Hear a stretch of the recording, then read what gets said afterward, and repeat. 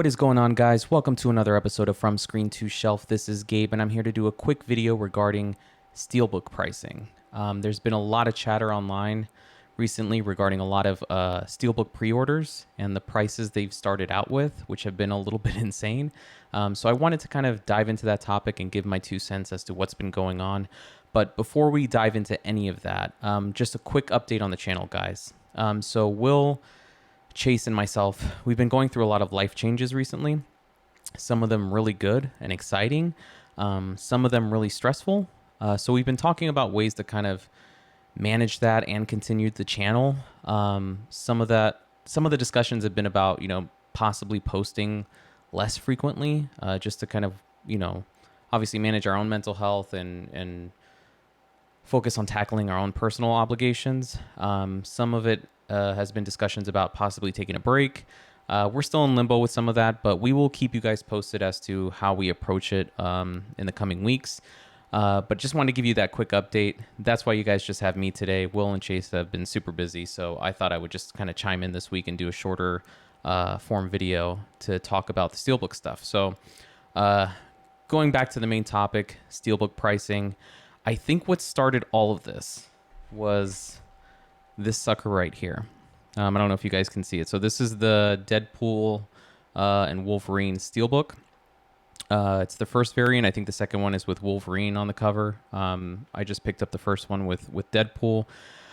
This thing, when the pre-order page went up for it, I think that, and people can correct me if I'm wrong, I think the initial price was like $75. It was insane. And when I went into that pre-order, I knew the price would drop. I was kind of telling myself there's no way it's going to stay at $75. That's just been the pattern, over the last year or two. Things have been just so crazy post-COVID, but I knew the price wouldn't stay the same. So, I put my order in.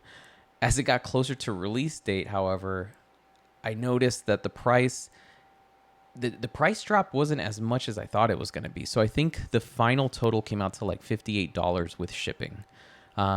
Which is a lot for a Steelbook purchase. This is just a regular Steelbook purchase, guys. And when that happened, man, just people on Reddit, people on Discord, a lot of people have been chattering about, is that okay? And I kind of wanted to give you guys my 2 cents on it. So the first point is, obviously, Disney has been the main culprit here. I mean, we're talking about Deadpool and Wolverine. The Alien Romulus Steelbook, I think, also had some ridiculous pricing, although it has gone down recently. But I think it also started at a similar price point. What else have they? Oh, Mandalorian, Loki Season 2, Ahsoka, all that stuff. So there have been just a lot of releases from Disney that have been priced, significantly higher than what we're used to.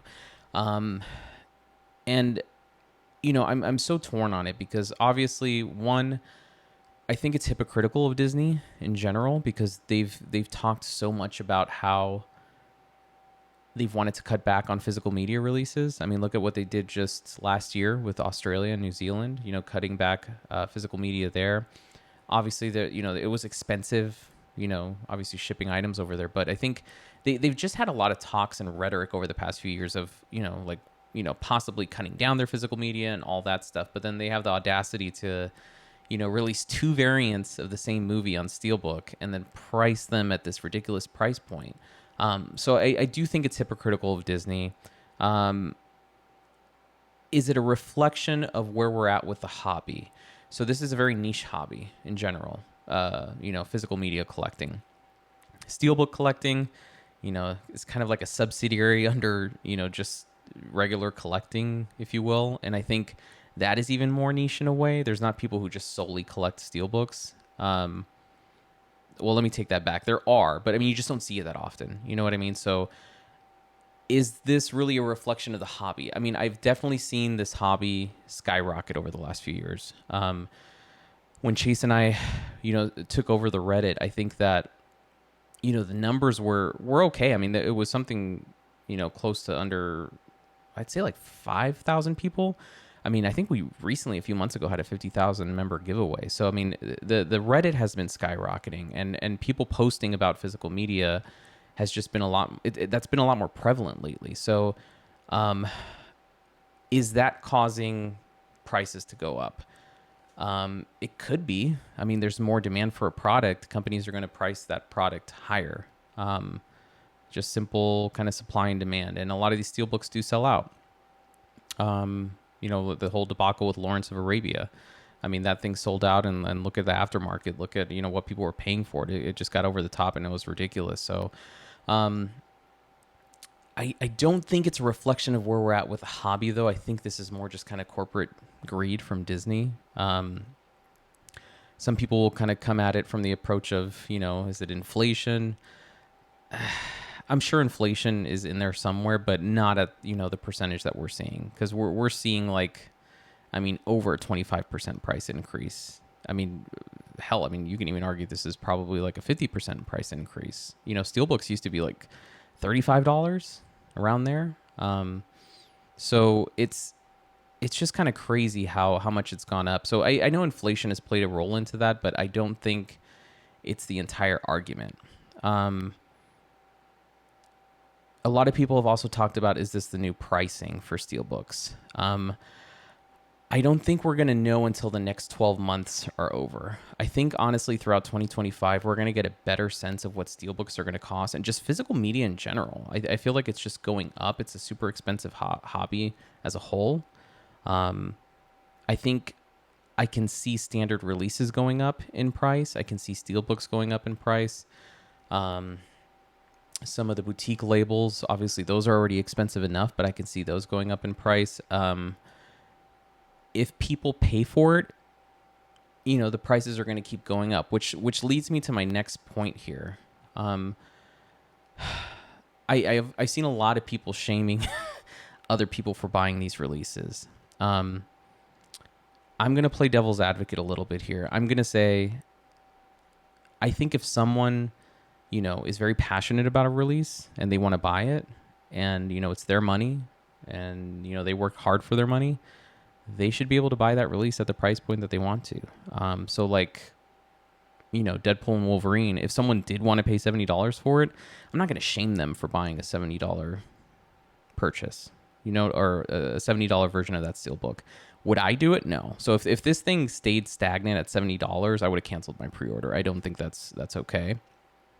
But I'm not going to shame someone for doing it, because I think all of us have had physical media releases that we've paid a stupid amount of money for. But that's just because we're really passionate about the title, passionate about the director, for whatever it may be. We've spent money on things we're really passionate about. So I'm never going to shame someone for doing it. I think a lot of people on Reddit, I've seen, kind of people pointing fingers saying, you're just kind of enabling Disney. And I get that argument. I can see that 100%.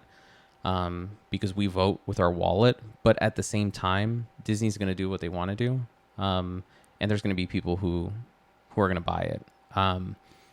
So I'm kind of like in the middle ground here. I can see where people say, I'm going to vote with my wallet and I'm not going to buy it.